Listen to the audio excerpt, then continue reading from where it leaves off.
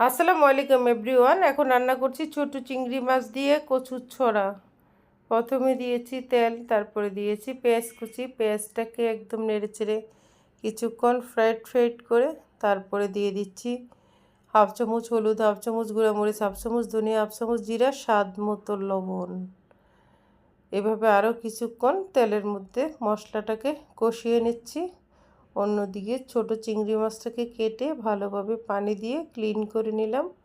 মশলাটা পুড়ে যাচ্ছিল তাই একটু পানি দিয়ে দিয়েছি। এখন চিংড়ি মাছটা দিয়ে দিচ্ছি।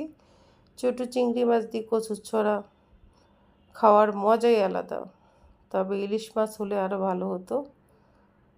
ইলিশ মাছ ছিল ফ্রিজে, আমি ভুলেই গিয়েছিলাম। ইলিশ মাছ দিয়ে রান্না করা যেত আসলে। এখন কচুর ছড়াটা কেটে ভালোভাবে ক্লিন করে রেখেছি। এখন কচুর ছড়াটা দিয়ে দিলাম। এভাবে কচুর ছড়াটাকে ভালোভাবে আমি কষিয়ে নেব একদম পানিটা শুকিয়ে যাওয়া পর্যন্ত, তাহলে টেস্টটা ভালো আসবে। খাবারের টেস্ট ডিপেন্ড করে কষানির উপরে।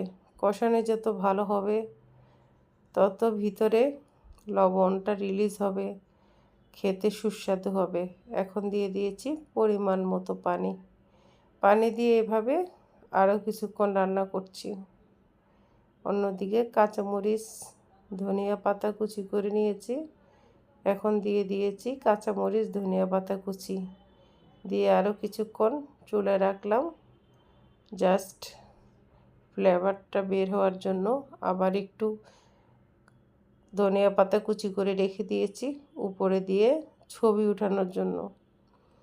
এটা হচ্ছে কচুর ছড়ার ফাইনাল লুক। দেখে এমন হয়েছে, ইনশাল্লাহ খেতেও মজা হবে।